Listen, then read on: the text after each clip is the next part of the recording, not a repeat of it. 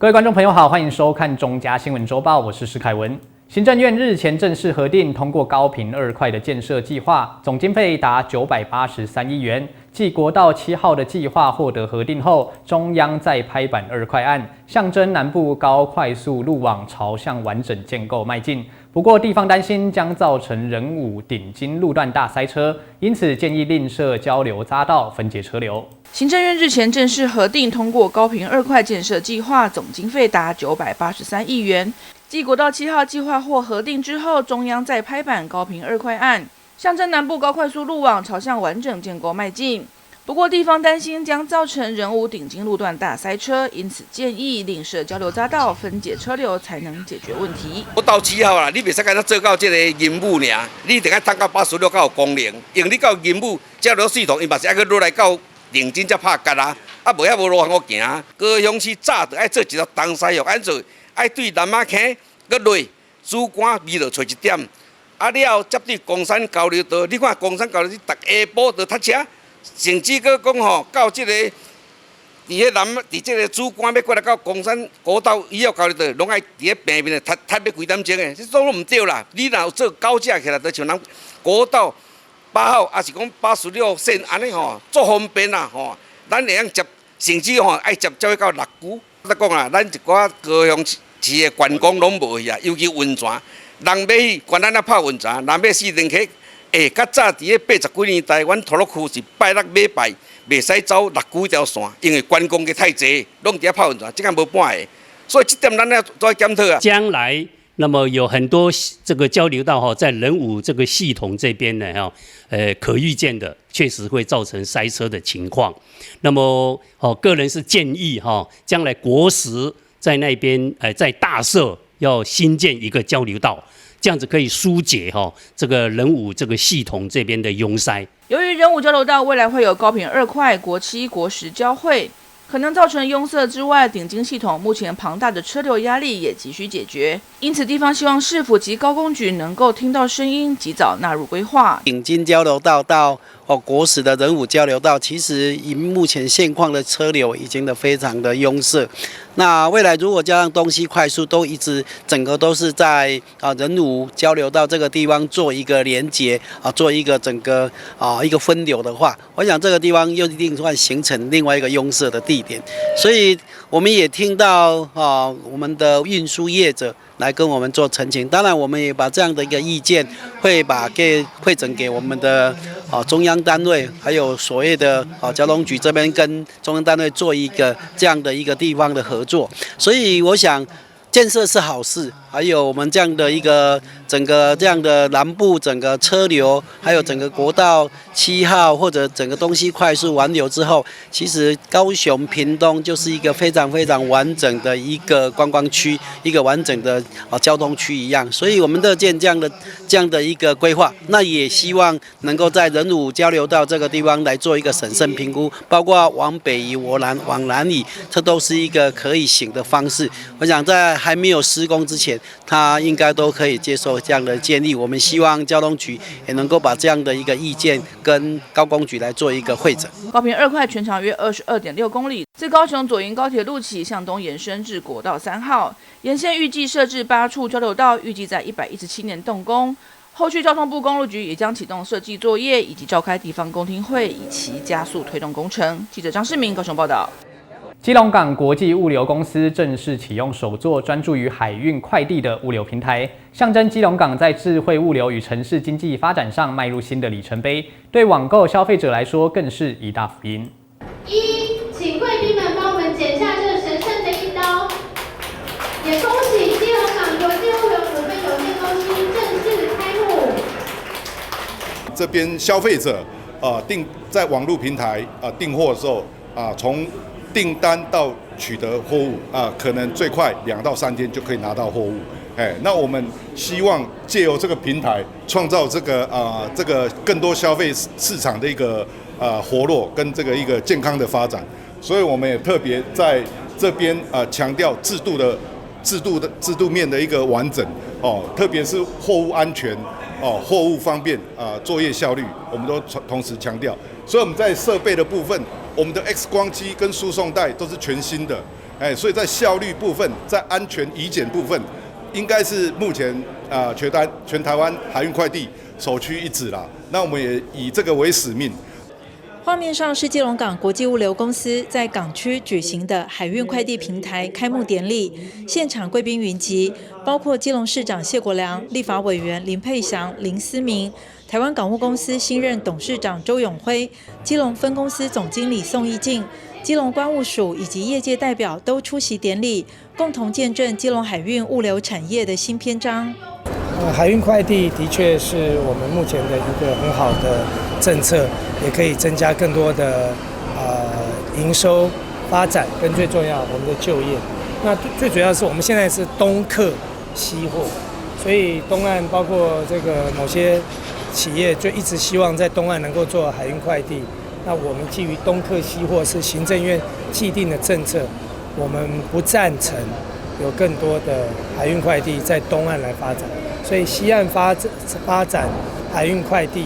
我觉得是非常适合，我们恭喜，也会祝福，也会大力的支持。那东岸我们目前在积极的推动新建市政大楼，也会将整个东岸变成国际观光、旅游、居住的一个很重要的区域，也正在一步一步的实现东岸的转型。所以东客西货是我上任前行政院就已经决定的政策，那我们会继续的努力来把它完成。基隆港物流公司今天海运快递总算正式挂牌。那除了很高兴能够这个正逢其会之外，也期许说我们这个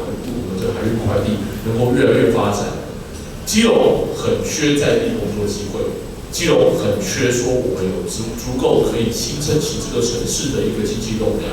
那基隆港的转型跟基隆市的经济动脉是一脉相承的。那我期待这海运快递会成为基隆不是唯一，而是很多之一很重要的经济动量，帮我们基隆不只增加税收，还有增加很多的就业机会。我给人老地给人家好交通。那我们基隆港国际物流是在基隆港第一家海运快递所以我们希望在这边深耕地方，创造地方繁荣。尤其基隆港这边，在西岸地区这边，我们随着我们海运快递的成长，包括我们相关产业的拖车货运劳务整个蓬勃兴起。那也增加这个我们电商平台这个通关的一个方便跟渠道那我们希望把这个效率做出来把这个整个基隆的这个整个物流的产业再次做一个提升。非常要有耐心，那么有非常多的关卡必须要有非常多的热情跟专业投入。那么非常多是需要关乎单位还有我们基隆分公司其实它是责无旁贷都会来帮忙。那我们相信在这样的一个整个的趋势里面我们今天非常乐见身为我们国家门户的基隆港有这样子的一个国际物流公司的诞生，他们来推动基隆港的一个新的未来。所以这是一个新的里程碑，所以希望我们各界，尤其今天看到非常政府部门都一起来，那么我想说一起来见证。基隆港国际物流公司董事长周伯俊表示，该平台投资6亿，是全国首座杂货柜 X 光通关专区，结合智慧化管理跟高效仓储服务，预估每年可处理超过8000个40尺货柜。未来除了提升基隆港整体运输效能，有助于地方税收，也将创造就业机会，带动地方经济发展，协助中小企业更顺利迈向国际市场。记者黄日升、陈淑平基隆报道。楠梓的路桥施行汽机车分流，机车北上需行驶地下道，路线蜿蜒，加上有4个出口，用路人时常会迷航，被地方戏称为楠梓百慕达。经过争取，交通局将进行路桥的改善，机车可以上桥，让南北向的通行更加直观。楠梓路桥被戏称为百慕达三角洲，因为实施汽机车分流，机车在路桥往北到台南、往西到加工区，或是往东到楠梓火车站，都需要经过地下道，同时注意路标，因为一转错就得重新再绕路桥。当地住户时常发生有人前来拜访，到不了、走不掉的情形。南下落去，伊要过楠梓火车站这边遮，伊有一个地下道。你若别样行，你也弄唔到咯。北上要走地下道，但是你如果说不知道的话，你会跑到楠梓市区。有人来找你，是不是常常就是都会迷路？对，甚至有的来要回去都不知道路。虽然高雄市交通局进行路桥的标志和道路标线改善，但成效有限。在地方的争取下，交通局决定斥资1200万元，用削切分隔岛、拓宽机车道与增设号志等方式，让机车可以上桥。高雄市议员黄文志就提醒交通局，除了要注意高南公路北上机车道并入快车道的上桥号志与路线安排，上桥后的汇入口也得注意号志安排。那再来上桥后会遇到一个从南洋路要北上的这个汇入口，也是有一些车辆的汇入口。那这个汇入口可能也是会到时候会跟机车有一些交织的现象。那这边是不是也需要用号志来做控制？那再来就是说，那桥面上南北向的桥面上需要做路缘石去隔开汽车跟机车的这个方向行驶的方向以让机车其实比较安全。机车若可以上桥，里长说明南北通行变得直观，机车可以直接续行高南公路，需要往东或往西的机车族选择走地下道即可。但路桥中段的右转引道就需要经过拓宽。伊知影要安怎骑，他往那个地下道啊，你即马唔知影，你若去你的心。对，塞啊，那人的靠方便啊，告示牌还是要弄啦，要不然人家也不晓得机车可以上去啊。他那个是只有汽车道，没有机车道。你要机车上去的话，你一定要改，那个路要加宽。虽然乐见楠梓路桥有改善，但地方还是希望加速楠梓铁路立体化工程，才能彻底解决百慕达迷航问题。记者张世明、吴佩珊高雄报道。中正五福的五叉路口开始进行大改造，将重新规划道路配置，划设一条机车左转专用道，让机车族转向五福路不用再进行带转，并设大型的庇护岛，解决该路口超长人行道的问题。工程预计10月13号开始，部分路段暂时封闭，请御用路人经过时要小心通行。工作人员正在进行道路施工前的前置作业，中正路上的安全岛也已经围上了施工护栏，一旁的待转区一如往常的塞满了机车，但这个景象可能就快消失了。中正五福凯旋的五叉路口正式展开改造工程，已经在10月13号全面启动。我觉得蛮方便的，就可以不用在那边等，就可以直接就这样转过去，方便很多啊。这红绿灯要等100秒，太久了。中正五福凯旋路口呢，因为有行人穿越距离过长，以及这个机车两段式左转的动线的问题。那为了改善这些部分呢，交通局跟公路局合作呢，预计在这个11月要完成这些改善的工程。那目前的话，已经先进场。目前将会在中正路上多加设一条机车左转专用道，让机车族可以直接左转进五福路，不用再骑进待转区，与前往凯旋路的车流交织在一起。骑士们也都表示，这样子会安全许多。对，因为这个待转格其实很小啊，下班时间上班时间其实人很多，基本上5、6点的时候，这里都超多车的。正常的，很多人都经过这里啊，嘿，而且这边算是一个大地标、大目标，嘿。不止机车环境引来改造，就连这条超长人行道也会进行改善。原先因为路幅过宽，民众过马路压力都相当大，宁愿绕路也不想通过这里。交通局将会把中正路上的中央分隔岛拉出，作为行人庇护区，让路人通过时可以更加从容。因为它那条很长的话，就是像有一些老人家或行动比较不方便的人，他们可以在中间停一下，然后等一下再走。它的用意基本上我觉得是好的。路口西侧的部分的庇护岛会先行的施作，那东侧的分隔岛的部分呢，预计是11月会进场继续接着做。那有关网友关心的其他的像是中央分隔岛的庇护岛，以及周边的一些设施的改善的部分呢，那交通局跟公务局呢也持续在研议在进行。交通局提醒，工程期间会部分车道配合缩减，路幅会变得更加窄，请行经此处的用路人务必要减速慢行，希望重新把这个路口蜕变为一个更加友善、更安全的交通环境，实现高雄人本交通的城市愿景。记者孙君高雄报道。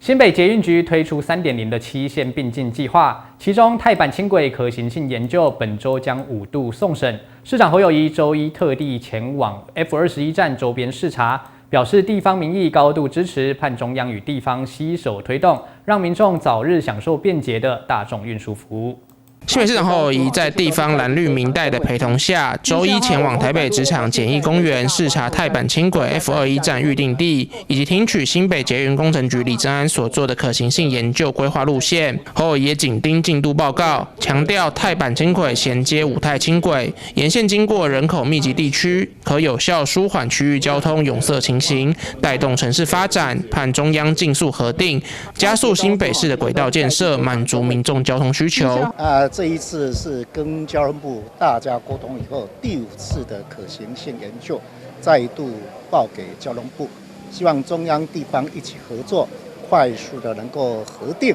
泰板轻轨。因为泰板轻轨衔接五泰轻轨，可以讲是新北市所有捷运系统贯穿人口最稠密地区最重要的一个捷运轻轨路廊。所以在这个路线底下，它会从芦洲、三重、五股、泰山、新庄、板桥到中和、土城，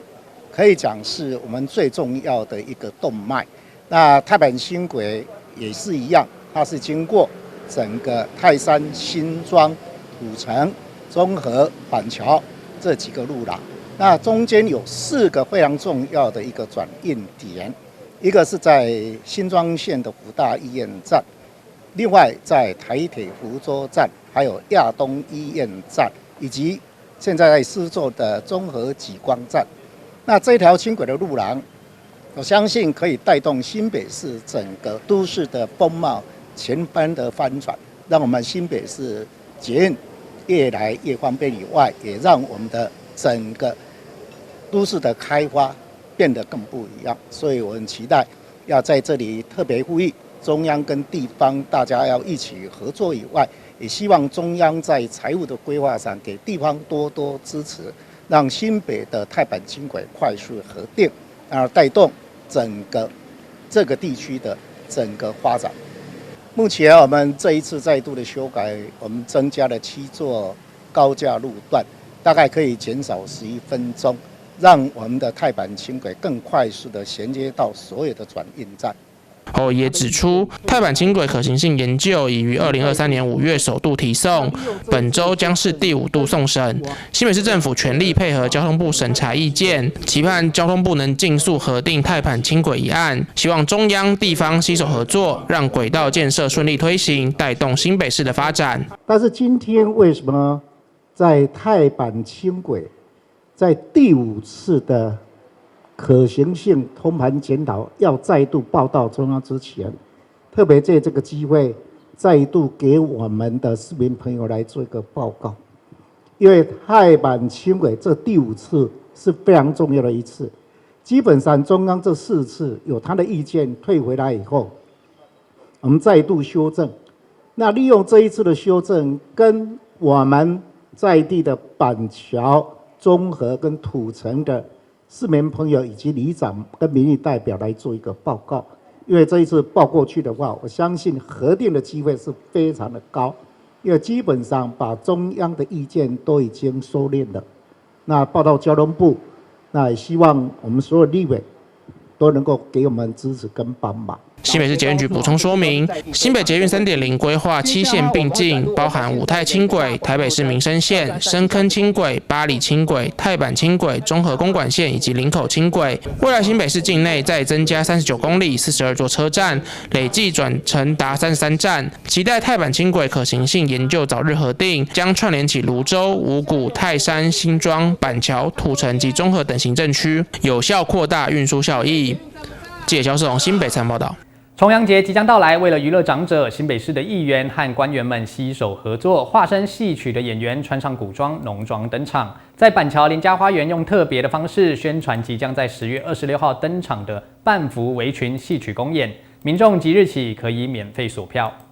浓妆艳抹，头戴华丽的装饰，这群平常穿西装打领带的民代们，今天变成了戏台上的角色。为了宣传即将登场的重阳节戏曲公演，市议员吕家凯、刘美芳等人来到板桥的林家花园，以一身的古装扮相现身宣传记者会。我们是议员一起来做一个演出。那其实我自己是抱持一个老来子的精神，因为平常大家看到我们是一个正经800嘛，不管在议会咨询还是政论节目上，那透过这个舞台上，我们发挥老来子的精神，来娱乐我们地方上的所有的婆婆妈妈、所有的叔叔伯伯们。我觉得让他们看到我们娱乐的一面，我认为何尝不是一件坏事？着装化妆就已经花了1-2个小时，加上要排演、要记台词、还要唱、还有走位，其实是相当的不简单。我非常佩服我们这些歌仔戏的专业的演员跟老师，也谢谢老师非常有耐心指导我们这些不专业的人。我算是菜鸟啦哈，我第2次参加演出，也谢谢美芳团长哈。跟我们做邀请，希望传统的戏曲的技艺啊，哈，这些我们的文化能够传承下去，这个是我们的心愿，也希望大家一定要来看戏哦。虽然现在正值议会的开议期间，但为了长辈们的重阳节活动，民代与行政官员们放下忙碌的工作，携手合作，用特别的方式邀请民众来欣赏好戏。在10月26号的晚上的9点，那会由新北市议会还有新北市政府。共同会有一个敬老献艺的一个联合的歌仔戏的一个表演。那我们这一次也特别请到了我们歌仔戏的这个大师，也是我们的国宝黄美静老师来帮我们编剧，演出一幅剧叫做这个半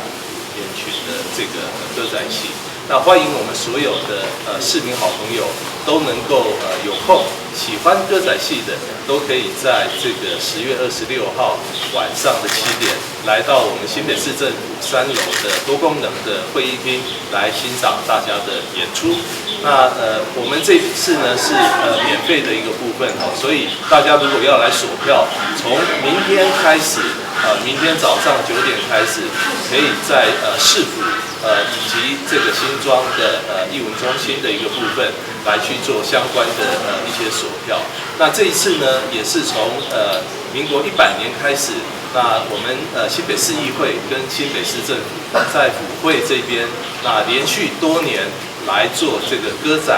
戏的一个献艺的一个表演，目的也希望借由这样的一个敬老献艺的一个活动，让所有我们喜爱歌仔戏的我们所有的长辈朋友共同的一起来欣赏。当然，我们也非常欢迎所有的年轻朋友能够一棒接一棒，把这样一个好的传统文化共同的继续的传承。戏曲表演将在10月26号市府大楼的3楼多功能集会堂盛大登场。戏曲半幅围裙讲述宋朝康王的故事，不但剧情精彩，服装布景也相当讲究。即日起，民众可以到新庄文化艺文中心、新北市政府大楼等地免费索取入场券。记者施凯文新北采访报道。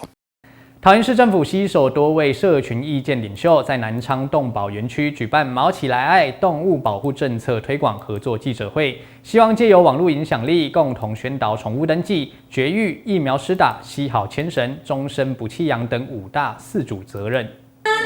2、1，请签署，请签下您的名字。桃园市政府携手多位社群意见领袖，在南昌动保园区举办“毛起来爱”动物保护政策推广合作记者会。桃园副市长苏俊斌代表出席签约，希望借由 KOL 的网络影响力，共同宣导宠物登记、绝育、疫苗施打、系好牵绳、终身不弃养等5大饲主责任，让正确的饲养观念深入民众生活，推动完善的毛孩照护文化。我们很多重要的理念包含绝育，包含能够宠物登记，包含不弃养、系绳，还记得要打疫苗，这些呢都是非常非常重要的资讯。可是呢，平常很多机会我们很多事实是我们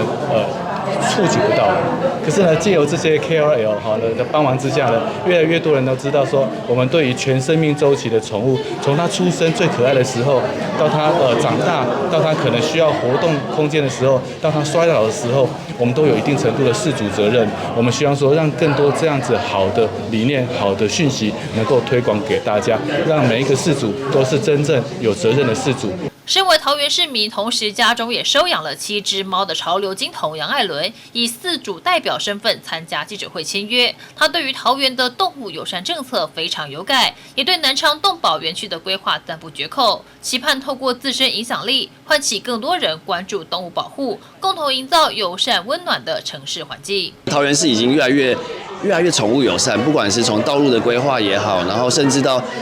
家里附近的流浪狗也越来越少，就是流浪的动物们也越来越少，都找到更好的家庭也好，或者是有人照顾他们的下半辈子。我觉得这是一个宠物，然后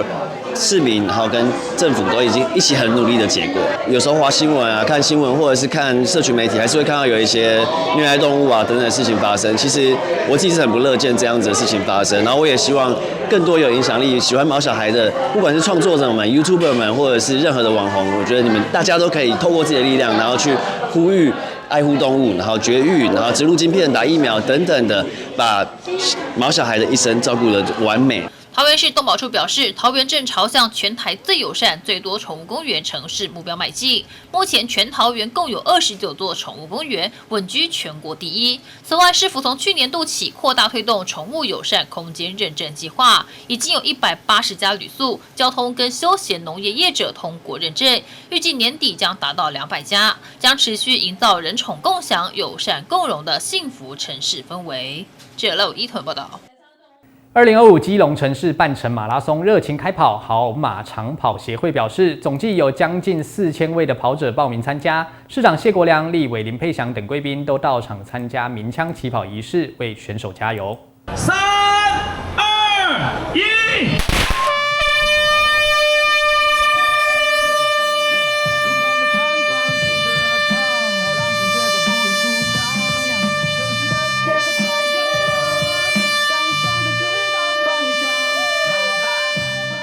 画面上就是由基隆好马长跑协会举办，基隆市政府大力支持的2025基隆城市半程马拉松活动。第2届赛事路线从基隆火车站前的国门广场起跑，途经海洋广场、中正路，围绕着基隆港区到仙洞岩，然后再到外木山滨海步道，沿途享受基隆的山海美景。还蛮舒服的啊，如果不要大太阳，今天天气应该还 OK， 就是阴阴的这样跑，应该我觉得应该还蛮舒服。对啊，12万分的感谢。山海的那种，那么我们整个的对，蛮棒的，真的，我觉得还蛮可以来体验一下啦。对啊，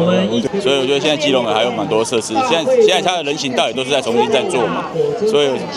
这种活动常办是我觉得不错，对啊。所以透过路跑，其实让大家多认识基隆。对啊。这个芬兰代表呢，他们是自己来跑来参加的哦，所以我们也很感谢啊。尤其呢，这一次有44位外籍人士，然后其中就包括我们那个芬兰代表，那我们就觉得很惊讶啊，所以我们特别致赠他礼物啊，也希望他下一次都可以来参加。Last year I missed the first opportunity to run in Geelong. I was too late to register, and this year I made. 因为他有来过基隆，然后看到基隆的海岸很漂亮，所以呢，他特别来跑。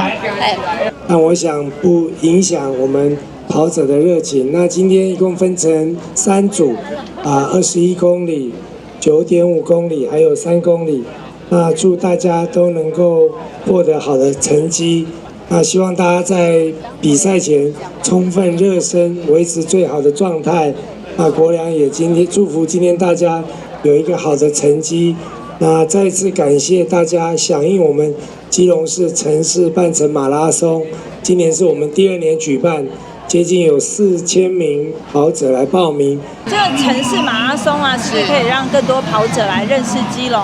然后也让大家更健康这样。对，我们今年城市马拉松算第2届了，那第2届今年到4000位跑者一起参与，那包括今年多了很多外籍人士，我们也是想透过这样运动观光的概念，让更多的跑者透过马拉松认识基隆，所以今年有很多很漂亮的景点，像仙洞岩跟外木山，跑者其实都会经过。那今天天气也很棒，就是阴天，所以不太热，然后又没有什么飘雨，所以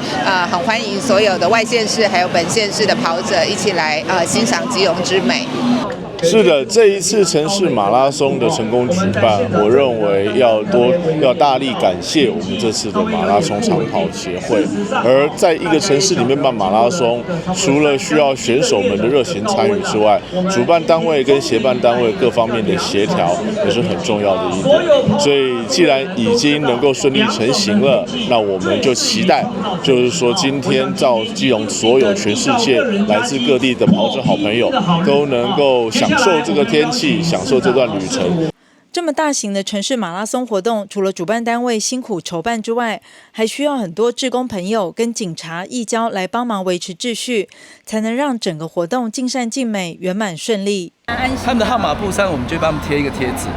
他的贴纸跟号码就会一样。对，它就有分区，像这是蓝色，可能是绿色、红色、黄色，所以他们等一下来领的时候就是这样子。哦，所以他们东西就摆在这边了。对，那我们要负责帮他们保管。对啊，如果因为我们这边刚好有顶棚，像有的跑道没有顶棚的时候啊，就是要另外再发那个像这种透明袋，让他们帮他们整个套起来，才不会弄湿。我办一个比赛真的不容易耶。对啊。近4000位国内外跑者一大早就来到基隆参加马拉松活动，体验基隆山海的热情与活力，为身心灵补充正能量，收获满满。记者黄日升、陈淑平基隆报道。台南古迹景点安平出张所近期因为园区引进超萌的小水豚，在脸书、IG 掀起打卡的风潮。安平出张所见证100年的盐业历史，不仅能打卡日式老建筑，体验怀旧氛围，还可以喂食超疗愈的水豚菌。另外还有夏威夷豆塔的专卖店，结合水豚菌的造型，让游客看到就想买回家。配料丰富的水果塔和夏威夷豆塔搭配可爱水豚餐具，吃起来不仅美味，看起来也疗愈。这间甜点店的店长还是4只可爱的水豚菌，不管是泡在水里游来游去，或是出来吃草喂水果的模样，都相当受到欢迎。水豚的话，就是需要足够的空间，然后还有食物。它每一天的话，每一只的食量都是3公斤，要吃3公斤的食物。对，那还有水池的部分的话，就是比较需要大空间。对，他们上厕所跟交配都是在水里。有些水豚懒懒地趴在原地，还有些是直接发呆，一旁还有鸭子和陆龟，根本就是一个小型动物园。台南市观光旅游局在安平摆出卡比胖拉纸雕以及大型企鹅 ，IP 原型就是水豚。在不远的古迹安平出张所，屋檐上还有大型水豚企鹅，园区内也一样有2只小水豚。比较大只一点点的是大麦。那比较小一点体型的是女生，是栗子，对啊，目前他们9个月大，快10个月，那属于就是青少年时期，所以比较活泼好动。安平出张所在100年前，它是我们安平盐业的一个办公厅舍所在吼。那后来呢，经过了古迹的修复完成之后，目前呢委托民间的业者来进行一个经营跟活化。日式建筑内能体验到怀旧氛围，了解台南100年的盐业历史。现场还有12花神盐御手、魔法水晶瓶 DIY， 要在连假期间抢攻旅游人潮商机。记者苏海棠的报道。1年1度的2025台北温泉季即将登场，活动将在10月30号到11月3号在捷运的新北投站周边热闹展开。今年以冲绳埃萨太古祭、古洞北投泡汤趣为主题，结合温泉美食与健康养生，邀请到日本冲绳的北谷町表演团体担纲主场演出，40位青年舞者将以热力十足的太鼓表演开场，为台北的秋季观光揭开序幕。冲绳 ASA 太鼓祭表演以边舞边打独特节奏闻名，配合三线琴与传统歌声，节奏明快又震撼人心。今年台北温泉季邀请冲绳团队现场演绎，让观众近距离感受冲绳太鼓文化的魅力。此外，还有花丽舞、武将秀等日式祭典表演，结合北投在地中小学社团与公庙踩街游行活动，精彩可期。那今年呢，我们的亮点呢，我们特别邀请到了冲绳北鼓厅的龙口青年会，他们带来了我们冲绳传统的 ASA 太鼓到我们的台北温泉季北投这里来做表演。那这个是一个他们历史非常悠久的一个太鼓表演。那他们的太鼓呢是跟一般的太鼓不太一样，他们有搭配了三线琴以及唱歌。那他们的太鼓呢是走动式的，他们可以一边跳舞一边打他们的太鼓。那当地呢会派我们冲绳的40位的青年的好朋友们来到我们北投这里做表演，所以呢将会是一个非常震撼，然后也非常壮观的一个场景。那除了这个表演呢，我们也有邀请到了我们米泽市的花丽舞，那还有他们的爱的武将，那还有包含我们南陆市的声波鬼太鼓，那他们的太鼓呢是装扮成就是鬼的样子的太鼓，然后呢会到我们现场这边跟我们一起做游行，一起做表演。那同样呢，我们也有邀请到我们北投所有在地的一些表演团体，许多日本的舞踊团，那跆拳道的表演，那以及其他的音乐的表演。观光传播局长于翔特别换上浴衣现身，与来自日本以及在地团队共同为活动揭幕。他表示，北投已经成为国内外旅客心目中的观光亮点，更荣获交通部观光署肯定，显见北投温泉的魅力早已走向国际。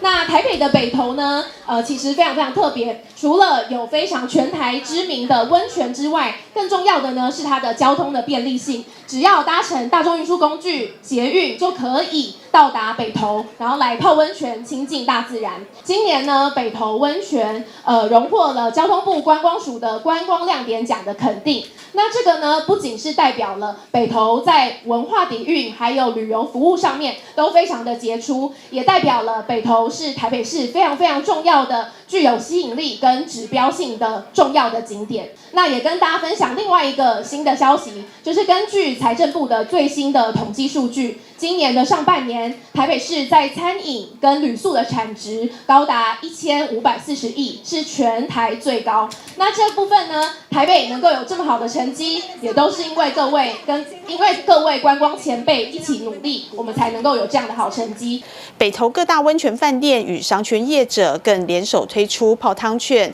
住宿券以及美食餐券等优惠，预计今年人潮将再创新高，带动观光与经济双赢。那我们现场的展摊呢，这一次呢有超过了50个摊位以上，那包含我们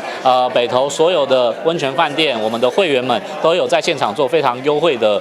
价钱，还有温泉券、住宿券、泡汤券、吃饭的餐券等等，都可以在我们现场用优惠的价钱买到。那包含了我们日本这边呢，也有10几个摊位来到我们现场。我们所有友好的温泉区呢，这一次总共日本来了225位的好朋友们一起到我们现场做展摊。那其中呢，最大的亮点就是我们冲绳的Depot Island， 他们那边美国村那边呢，他们有一个抽奖活动，那可以抽台北到冲绳的来回的机票，那以及住宿，那都可以到我们现场这边来做抽奖的活动。目标呢，应该也是希望有可以到达20万的人次，可以到我们这台北温泉季一起来参与。今年的部分的话，就一样就是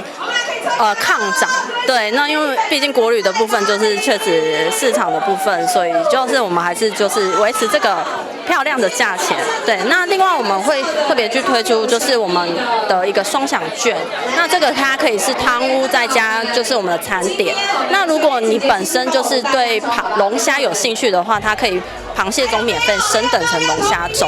对，反正整体来说它的价值会更高，那更划算这样子。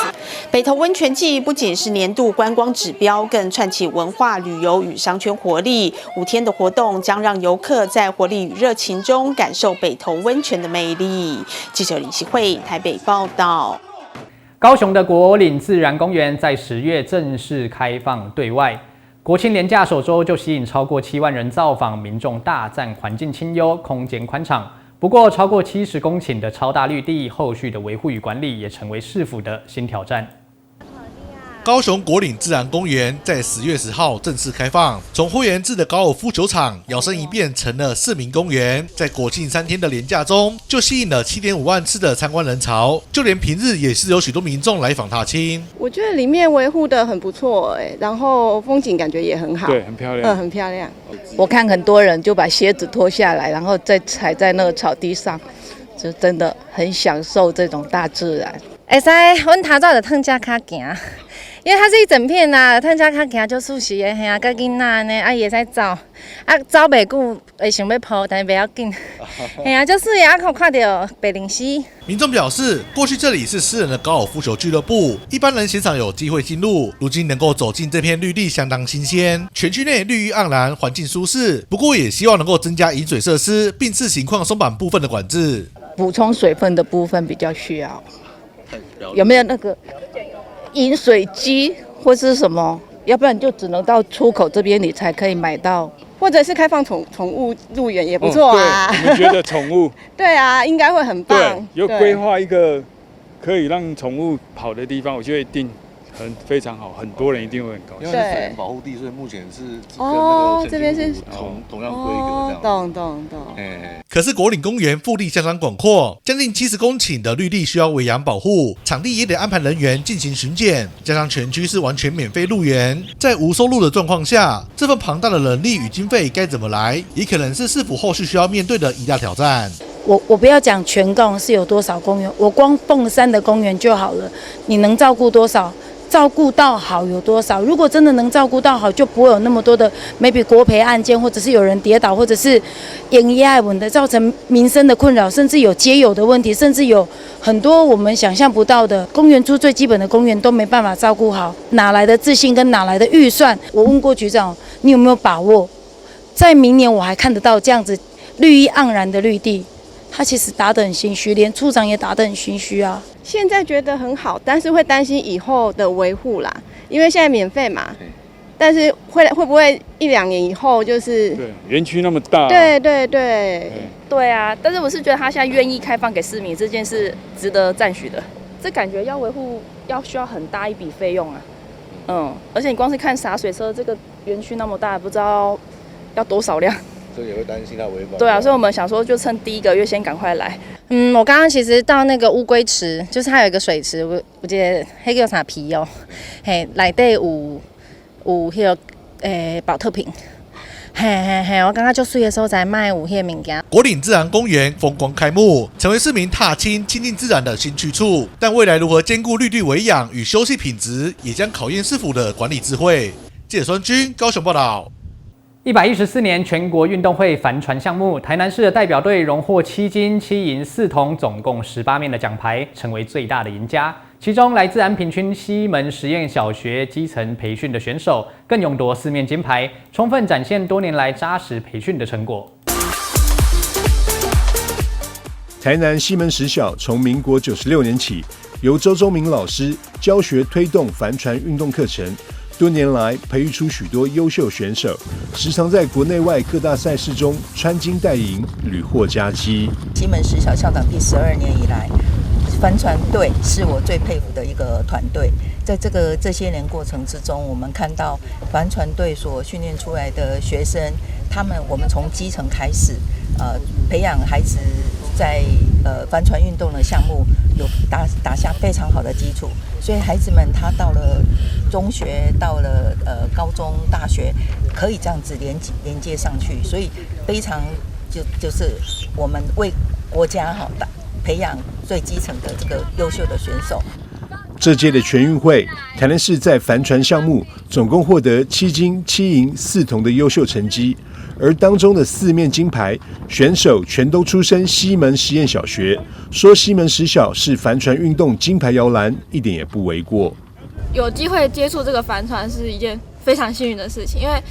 在其他就是除了西门国小以外，就很难有机会可以接触到帆船这个运动。就是因为在读西门之前，我也是不知道有这个运动，然后就是阴差阳错可以就是有机会接触到这个帆船，然后可以有机会就是可以训练它，然后就是努力成为自己的一项专长，是一件很幸运的事情。我觉得 OP 就是一个需要把技术打好的最基本的船型，因为像 OP 要练好，然后之后的大船的技术才能就是提升得再更高。如果 OP 的基础没有打好的话，之后的大船就是可能成绩不会那么好，或者是就是会输人家很多这样。我是从96年就参加全国运动会，然后一直持续参加到今年114年的全国运动会，陆陆续续都有拿到一些不错的成绩。那像今年就是在114年全国运动会有得到了金牌这个荣耀，那也是我参加了这么多届全运会以来拿到的第一次金牌。对，那也是要感谢学校这么支持，然后也要感谢其他人的一些推广，那让这项运动能够被更多人看见。除了在国内训练，西门实小帆船队也会前往国外进行异地训练。小选手们在过程中磨练成长，同时与国外选手交流时，吸收学习各国好手擅长的技巧。你觉得他对你就是有什么样的成长吗？有那个抗压性变强。为什么这么说？因为开不好的话，那个压力会很大。比如说他们会保持船的平衡啊，然后我也学到这点，然后我回来之后就用这点来比赛。所以就有很好的成绩。对。西门实小帆船队特别感谢市府长期提供资源支持，从硬体建设到经费补助，从训练体系到国际交流，为学校创造了良好的环境，也奠定了今日的辉煌成果。西门实小将持续深耕基层帆船教育，培养更多优秀选手，让台南子弟不仅在全国发光，更要让世界看到台湾的海洋实力。台南新闻张硕维采访报道。由台北市商业处与巴德资讯商圈发展协会合办的年度盛事2025巴德3C Holiday 活动持续发烧。10月18号起，连续2天由蒙利破表的二次元周接棒，以二次元的偶像大游行与汇聚台北市人气女仆咖啡厅限定互动的摊位，呈现商圈最萌的奇观。还有知名乐团 cosplay 动漫角色热力演唱多首主题曲，让粉丝与偶像一起释放青春能量，嗨翻巴德商圈。蒙利爆表的二次元偶像大游行在巴德资讯商圈彻底融化粉丝的心。2025巴德3C Holiday 3大主题活动第2弹二次元周可爱登场，除了人气偶像大游行，现场还汇集多家知名二次元咖啡厅的互动体验摊位，将三创生活园区巴德中心广场打造成户外限定的二次元咖啡空间。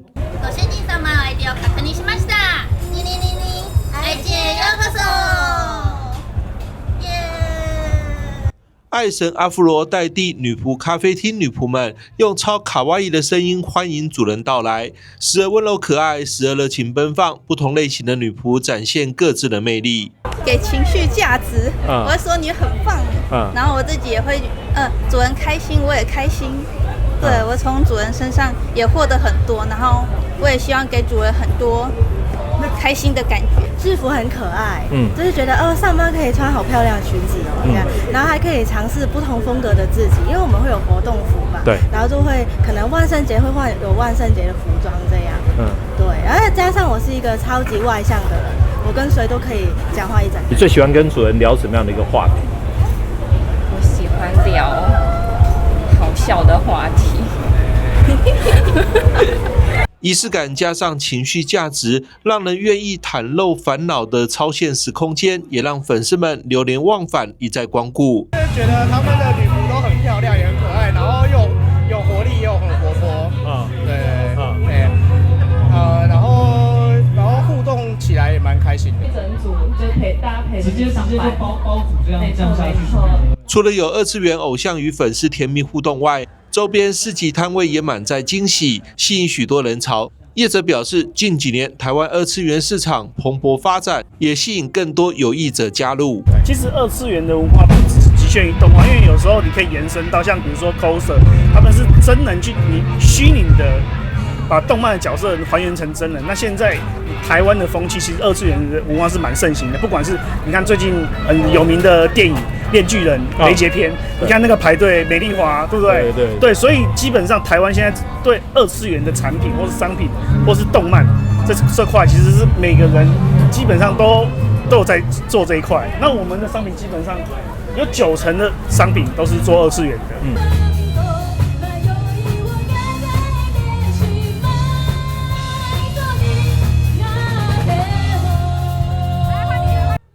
舞台区部分同样热力满点，10月18号由知名乐团无码宝贝与二次元偶像联手带来跨次元合作演出。10月19号只有人气网红 D7 亲临现场上演二次元 DJ 派对及随机舞蹈大会，让市民一起感受二次元狂欢时刻。10月4号起的消费抽奖活动也持续进行中，民众只要在商圈100间特约商店消费，并到服务台登录，就可以享周周抽、大奖抽双重回馈。邀请大家到八德商圈逛得开心，买得尽兴，还有机会把大奖好礼带回家。记者张启腾台北报道。受到台风及气候变化的影响，产季在8、9月的凯特芒果不仅减产，价格还罕见的来到每斤150到170元。台南有许多冰店因为进货成本大增，吃不消。一整块的芒果冰砖刨成绵密的雪花冰，铺上芒果、情人果，淋上炼乳，再来一大颗芒果冰淇淋，光看就觉得好消暑。台南玉井的芒果冰远近驰名，目前冰店选用俗称9月芒果的凯特芒果，但受到台风影响，不仅减产，供货短缺，价格也飙升。连续2个台湾是3个啊，屏东那边的四季芒果是下雨下了20多天。下到都烂了，我们山上的产地也有，那边也是台湾的影响，所以都坏掉。凯特唔捌卖到这高价啦，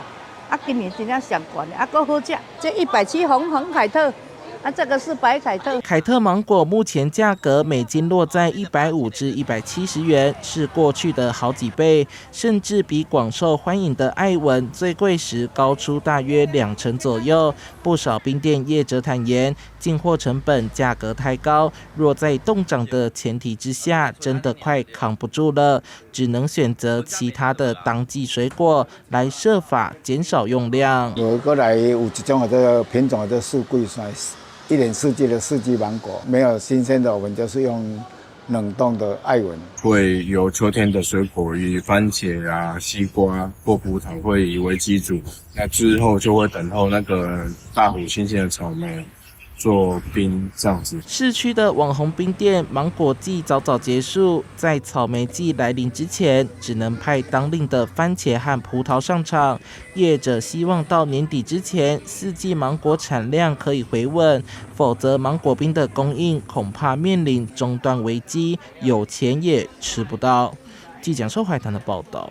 位在中美洲的贝里斯是台湾的邦交国之一。台北市的餐酒馆业者与贝里斯驻台使馆3度合作，推出期间限定的贝里斯主题菜单，以中美洲少见的食材与烹调方式，呈现加勒比海与玛雅文化交织出的独特风味。贝里斯的料理擅长运用椰奶、香料、豆类与海鲜，口感浓郁却不厚重，带着热带国家特有的清爽与层次。吃下去后，让人仿佛瞬间飞往阳光海岸。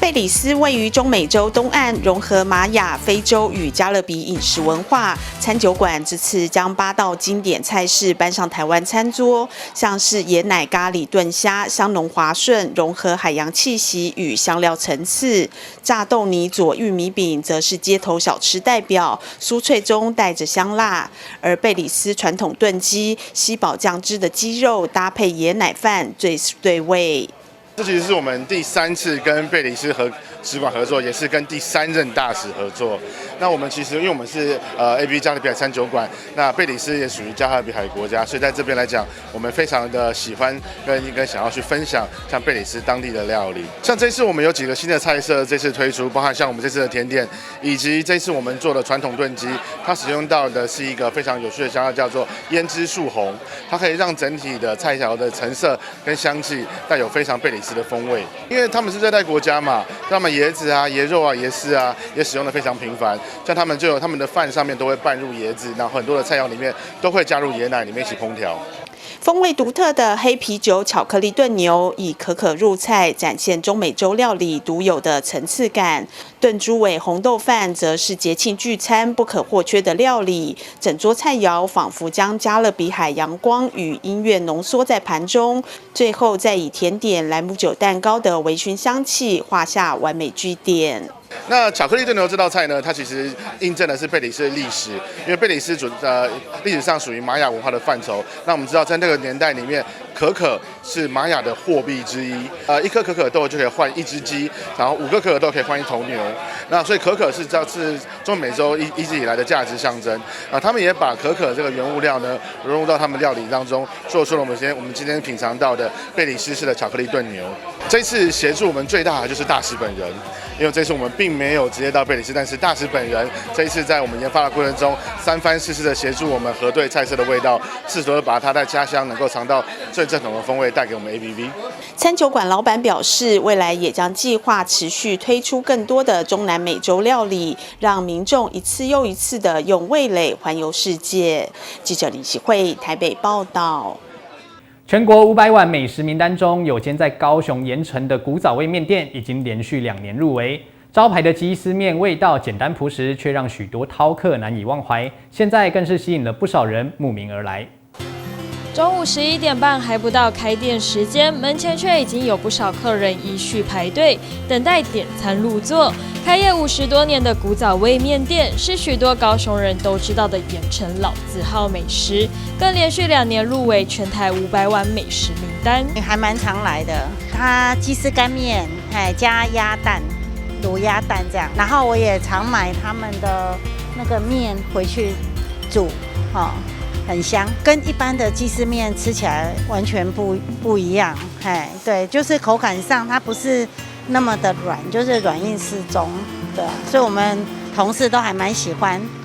所以我们就是有机会的话，我们就会一起来点餐。今天是算我第2次来啊，因为我之前工作有来这边吃过1次，觉得还不错吃，所以来高雄玩就带女朋友一起来尝试这间鸡丝面这样子，对。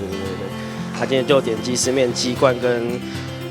猪舌肉汤，对，鸡丝面真的很香。从点餐到煮面、搅拌再送上桌，一家3代相互合作，让用餐的饕客们能够尽快享用餐点。招牌鸡丝面虽然没有过多调味，但简单朴实的古早滋味，却让客人们难以忘怀。有经过就来了，鸡丝面它的鸭蛋口味不错，古早味了。我们开50几年了，那我们是鸡丝面的专卖店。对啊，就只有卖干面跟汤面，跟一般的锅烧面不同。我们跟一般的鸡丝面不一样，我们是面条做的，然后外面的鸡丝面是面线做的，比较软，而我们的比较 Q。我们还有加上鸡蛋跟鸭蛋，所以会比较有蛋香。老客人很多很多，都是小时候吃到大，吃到结婚生子，又带小孩子来吃。忙碌的小店中，传承的不只是多年来的简单美味，更是那份成为南部特色的浓浓人情味。记者洪俊杰、李品荣高雄报道。以上就是本周的中嘉新闻周报，感谢您的收看，祝您顺心，我们下次见。